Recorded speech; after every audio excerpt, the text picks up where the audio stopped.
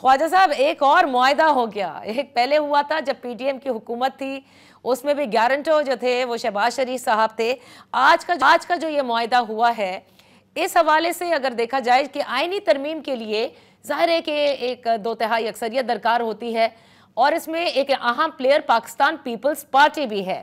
تو کیا Peoples party کی گارنٹی بھی لی ہے پاکستان مسلم لیگ نون نے کہ وہ یہ سب ان کے ساتھ مل کر کے کروائے گی آپ کے لیے؟ جی، سب سے پہلی چیز تو نادیہ، میں پورے پاکستان کی عوام کو یہ مبارکباد دینا چاہتا ہوں کہ ایم کیو ایم نے روایت شکن بنیاد ایک رکھی، اور بجائے کہ جو قیاس آرائیاں تھیں کہ ہم وزارتوں کے پیچھے بھاگ رہے ہیں، ہم یہ عہدے مانگ رہے ہیں، ان سب کو چھوڑ کر ہم نے اپنے منشور کا سب سے بنیادی نقطہ، جو منشور ہم نے پرنٹ کیا تھا، جو منشور جس کے اوپر ہم الیکشن جیتے ہیں، ہم نے بنیادی نقطہ آج ہم نے اس جماعت سے منوا لیا جس کا متوقع وزیر اعظم آنے والا ہے، جس کا اسپیکر آج آ چکا ہے۔ اور اس میں جو آپ فرما رہی ہیں کہ یقیناً معاہدے پہلے بھی ہوئے، تو نادیہ جمہوریت ہے کیا؟ جمہوریت یہی تو ہے کہ بات سنائی جائے، بات سنی جائے،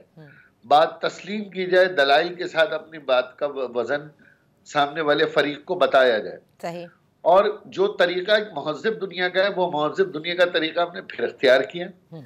اور اب یہ جو ہمارا 140A سے آگے جو ترجمانی کر رہا ہے،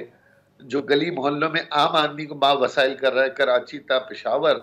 یہ صرف کراچی کا مسئلہ نہیں بلکہ پورے پاکستان کے لیے ہم نے یہ کیا ہے۔ تو یقیناً یہ ایک بل بنے گا،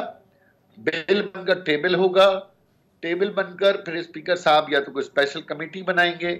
اور اس سے پہلے ہم پیپلز پارٹی کو بھی قائل کرنے کی کوشش کریں گے، اور پی ٹی آئی کے جو 100 اراکین ہیں آزاد، یقیناً وہ تو اس پہ ان کا منشور تو اس بات کی خود ہی سپورٹ کرتا ہے، ہم ان سے بھی بات کریں گے، اور 2/3 اکثریت سے انشاءاللہ یہ آئینی ترمیم منظور کریں گے، جس میں وقت لگ سکتا ہے۔ اچھا، لیکن پاکستان پیپلز پارٹی سے یعنی ایم کیو ایم خود بات کرے گی؟ احسن اقبال صاحب نے یہ گارنٹی آپ کو آج نہیں دی ہے کہ نون لیگ جو ہے وہ اس میں کام کرے گی یا پیپلز پارٹی کو راضی کرے گی؟ دیکھیں، مسئلہ تو یہ کہ یہ تو پورے ہم نے بتا دیا نا کہ یہ تو منشور میں پیپلز پارٹی کے بھی ہے کہ بھئی انہوں نے غریب متوسط طبقے عام آدمی کو با اختیار کرنا ہے۔ اب ان کا عمل ہمیشہ مختلف رہا ہے،